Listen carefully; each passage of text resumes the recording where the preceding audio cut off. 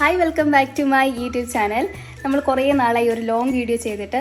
അപ്പോൾ കഴിഞ്ഞൊരു വീഡിയോയിൽ ഞാൻ പറഞ്ഞിട്ടുണ്ടായിരുന്നു 2025 സ്റ്റാർട്ട് ചെയ്യുന്നതിന് 2026 സ്റ്റാർട്ട് ചെയ്യുന്നതിന് മുന്നേ ഒരു 10 കാര്യങ്ങൾ ഞാൻ എൻ്റെ ലൈഫിൽ ചെയ്യുമെന്ന്. അതിലൊരു കാര്യമാണ് മണി സേവിങ്.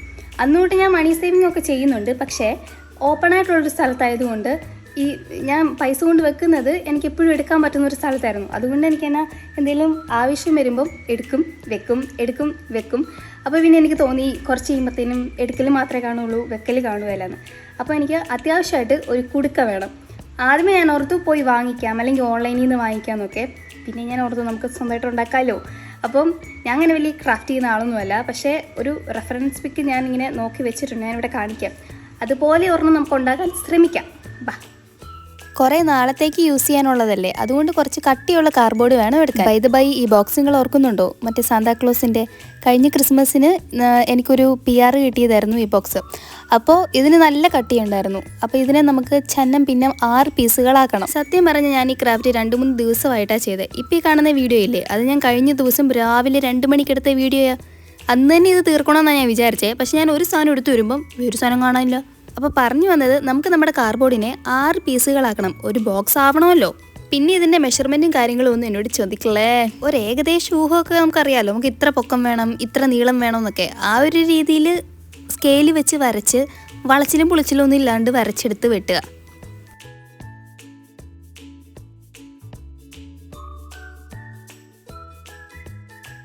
ഒരു എളുപ്പപ്പണിക്ക് വേണ്ടി നമ്മൾ ആദ്യമേ വെട്ടിയെടുത്ത പീസില്ലേ, അതിനെ മാതൃകയാക്കി ബാക്കി എല്ലാ പീസും കൂടെ വെട്ടുവാണെങ്കിൽ എപ്പോഴെപ്പോഴും മെഷർമെൻ്റ് എടുത്ത് വെട്ടേണ്ട ആവശ്യം വരുമല്ല.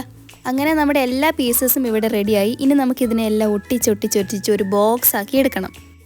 ഇവന്മാരെല്ലാവരും ഒന്ന് ഒട്ടിച്ചെടുക്കാൻ വേണ്ടി ഞാൻ യൂസ് ചെയ്യുന്നത് ഗ്ലൂ ഗണ്ണാണ്. ഇനി നിങ്ങൾക്ക് ഗ്ലൂ ഗൺ ഇല്ലെങ്കിൽ വിഷമിക്കേണ്ട, പ്രോബ്ലത്തിന് സൊല്യൂഷനാണല്ലോ നമുക്ക് വേണ്ടത്. ഇതിനുള്ള സൊല്യൂഷൻ ഞാൻ പറഞ്ഞുതരാം.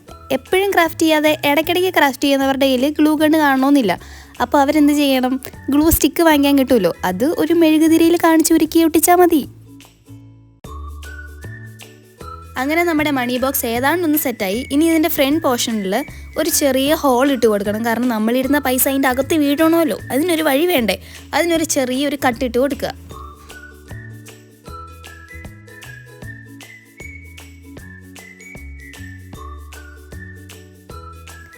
കഴിഞ്ഞു, നമ്മുടെ ബോക്സ് ഇവിടെ സെറ്റായി. ഇനി വേണേൽ ഇങ്ങനെ തന്നെ നമുക്ക് യൂസ് ചെയ്യാം. പക്ഷേ യൂസ് ചെയ്യുമ്പോൾ ഇച്ചിരി ഭംഗിയും ഇച്ചിരി ലുക്കൊക്കെ വേണ്ടേ.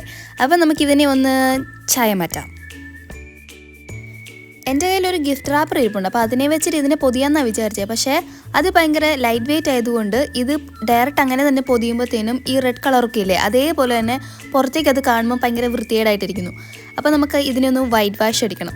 പെയിൻറ്റ് യൂസ് ചെയ്യാണ്ട് പെട്ടെന്ന് നമുക്ക് ചെയ്യാൻ പറ്റുന്നത് ഈ ഒരു A4 ഷീറ്റ് വെച്ചിട്ട് നമുക്ക് പൊതിയുവാണെങ്കിൽ ഇച്ചിരിയും കൂടെ പെർഫെക്റ്റ് ആയിട്ടിരിക്കും.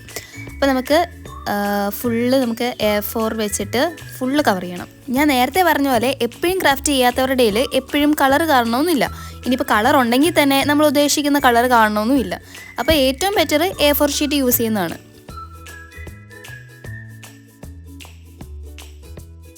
അങ്ങനെ നമ്മുടെ ബോക്സിനെ നമ്മൾ വൈറ്റ് ബോക്സ് ആക്കിയിട്ടുണ്ട്. ഇനിയിപ്പം നമുക്ക് ഗിഫ്റ്റ് റാപ്പറും വെച്ചിട്ട് റാപ്പ് ചെയ്യണം. ഇനിയിപ്പോൾ ഗിഫ്റ്റ് റാപ്പർ ഇല്ലാത്തവരാണെങ്കിൽ നല്ല ഡിസൈനൊക്കെയുള്ള നല്ല ക്ലോത്തുകളില്ലേ, അത് യൂസ് ചെയ്താലും മതി. ഇനി അതും ഇല്ലെങ്കിൽ നമ്മുടെ കടകളിലൊക്കെ കിട്ടുന്ന പലതരം കളറുള്ള ചാർട്ട് പേപ്പറുകളില്ലേ, നമ്മൾ പ്രൊജക്റ്റും അസൈൻമെൻറ്റും ഒക്കെ ചെയ്യാൻ വേണ്ടി യൂസ് ചെയ്യുന്നത്, അതാണേലും മതി. സത്യം പറഞ്ഞ് ഇതെങ്ങനെ റാപ്പ് ചെയ്യണമെന്നാണ് ഞാൻ ഈ നോക്കിക്കൊണ്ടിരിക്കുന്നത്. ഒരുപാട് വെട്ടി വേസ്റ്റ് ആക്കാതെ ഇത് ഇതേപോലെ തന്നെ വെട്ടാതെ, എന്ന് വെച്ചാൽ മനസ്സിലായോ, വേസ്റ്റ് വരാതെ ഇത് ഫുള്ളും എനിക്ക് എടുക്കണമെന്നാണ് എൻ്റെ ഒരു നിഗമനം. ആൻഡ് ഫൈനലി ഞാൻ ഒരു കഷ്ണം പോലും വേസ്റ്റ് ആക്കാണ്ട് അത് പൊതിഞ്ഞെടുത്തു. ഇത് റാപ്പ് ചെയ്യാൻ ഞാൻ സെലോ ടേപ്പാണ് യൂസ് ചെയ്തത്. കാരണം ഫെവിക്കോൾ യൂസ് ചെയ്തപ്പം ഇത് മറ്റേ ഒരു മിനുസമുള്ള ഒരു പേപ്പർ ആയതുകൊണ്ട് ഇത് ഒരു മല തന്നെ നിൽക്കുന്നുണ്ട്, അധികം ഒട്ടുന്നില്ല. അപ്പം സെലോ ടേപ്പായിരുന്നു ബെറ്റർ. അപ്പോൾ നമുക്ക് സെലോ ടേപ്പും വെച്ചിട്ട് ഒന്ന് ഫുൾ റാപ്പ് ചെയ്തിട്ട് കാണാം.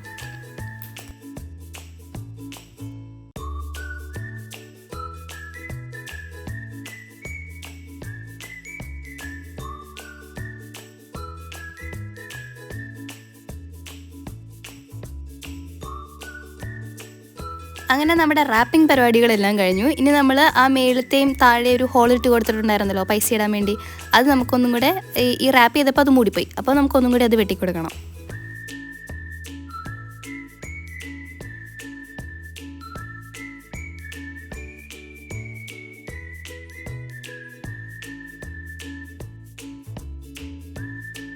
ഇനി അടുത്ത പരിപാടി റെഫറൻസ് പിക്ക് ഞാൻ ഒന്നും കൂടെ കാണിച്ചു തരാം. അതിൽ ഒരു സാധനം കണ്ടോ ഇങ്ങനെ വൈറ്റ് പേപ്പറിൽ, അത് നമ്മളിങ്ങനെ വളച്ച് വെട്ടിയെടുത്തിട്ട് ഇവിടെ ഒട്ടിച്ചു കൊടുക്കണം. ഇതൊക്കെ ഇങ്ങനെ പറയുമ്പോൾ ഭയങ്കര എളുപ്പമാണ്, കുറച്ച് പണിയെടുത്തിട്ട് വേണം ഇത് ചെയ്യാൻ. പിന്നെ നമ്മൾ പൈസ ഇടുന്ന ഓപ്പണിങ് അതിങ്ങനെ വെറുതെ വെട്ടിയിടുമ്പം ഒരു രസം ഉണ്ടായില്ല, ഭയങ്കര എന്തോ ഒരു വൃത്തികേട് പോലെ, എന്തോ ഒരു അപാകതയില്ലേ. അതിനെ കുറച്ചുകൂടെ മെനയാക്കാൻ വേണ്ടി അതിലും ഈ ഒരു വൈറ്റ് പേപ്പർ വെച്ചിട്ട് നമുക്കൊരു ചെറിയ കോട്ടിങ് കൊടുക്കാം. ഇനി നമ്മുടെ അടുത്ത പരിപാടി റെഫറൻസ് പിക്ക് ഞാൻ ഒന്നും കൂടെ വെച്ചേക്കാം. അതിൽ കണ്ടോ കുറച്ച് നമ്പേഴ്സ്, നമ്മുടെ മണി ബോക്സ് ചില്ലറക്കാരനൊന്നുമല്ല, പിൻ നമ്പറൊക്കെ ഉണ്ട്. ഇതുണ്ടാക്കാൻ വളരെ എളുപ്പമാണ്. ഇത് ഞാൻ ഉണ്ടാക്കിയതിൽ ഏറ്റവും സിമ്പിൾ ഇതായിരുന്നു. ഏതാ പിൻ നമ്പർ അടിക്കുന്ന സാധനം. അപ്പോൾ നമ്മുടെ വേസ്റ്റായി കിടക്കുന്ന കുറേ കാർഡ്ബോർഡ് ഉണ്ടല്ലോ, അവത്തേന്ന് നമുക്ക് വേണ്ട അത്രയും ലെങ്ത്, ഞാൻ പറഞ്ഞു എന്നോട് ലെങ്തും കാര്യങ്ങളൊന്നും ചോദിക്കരുത്, നമുക്ക് എന്തോരം വേണോ അത്രയും എടുക്കുക. നമ്മുടെ ബോക്സ് മൊത്തം ഒരു പിങ്ക് കളർ ആയതുകൊണ്ട് വൈറ്റിൻ്റെ മണ്ടയിൽ പിങ്ക് ഇരിക്കുന്നതാണ് നല്ലത്. പക്ഷേ എൻ്റെ കയ്യിൽ പിങ്ക് കളർ ഇല്ല. അപ്പം ഞാൻ എങ്ങനെ പിങ്ക് കളർ ഒപ്പിച്ചു എന്നല്ലേ ഞാൻ പറഞ്ഞില്ലേ, പ്രോബ്ലത്തിന് സൊല്യൂഷനാണ് വേണ്ടതെന്ന്. അങ്ങനെ ഞാൻ ഒരു സൊല്യൂഷൻ കണ്ടുപിടിച്ചു. അമ്മയുടെ കയ്യിൽ തയ്ക്കാൻ യൂസ് ചെയ്യുന്ന ചോക്കില്ലേ, അത് ഈ കളറായിരുന്നു. അതെടുത്ത് ഞാൻ അങ്ങോട്ട് അടിച്ചു. ഇനി നമുക്ക് വേണ്ടത് കുറച്ച് നമ്പേഴ്സാണ്. അതിന് നമ്മുടെ വൈറ്റ് പേപ്പർ മറ്റേ കട്ടയായിട്ട് വെട്ടിയെടുത്തിട്ട് അതിൽ നമ്പേഴ്സ് എഴുതുക, ഒട്ടിക്കുക, അത്രേ ഉള്ളൂ.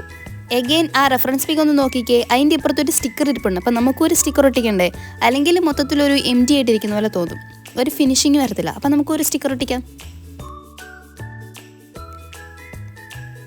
ഇതിൽ നമുക്ക് ഇതൊട്ടിക്കാം. ഇതും കൂടെ ഒട്ടിച്ച് കഴിഞ്ഞാൽ നമ്മുടെ മണി ബോക്സ് ഫുൾ ടോട്ടലി റെഡിയായി. ഇനി ഇതിൽ പൈസ ഇട്ടിട്ട് നിറയുമല്ലോ അല്ലേ. എന്തായാലും നിങ്ങളും ഒന്ന് ഉണ്ടാക്കി നോക്കിയോ, അത്രയ്ക്ക് വലിയ കഷ്ടപ്പാടൊന്നുമില്ല. ഒരു ദിവസം മെനക്കെടാനുണ്ടെങ്കിൽ ഇതെന്തായാലും പെട്ടെന്ന് ഉണ്ടാക്കിയെടുക്കാൻ പറ്റും. അപ്പോൾ എന്നും ഏറ്റവും അവസാനം പറയുന്ന പോലെ ഇഷ്ടപ്പെട്ടെങ്കിൽ ലൈക്ക്, ഷെയർ, സബ്സ്ക്രൈബും മറക്കണ്ട. ടാറ്റാ.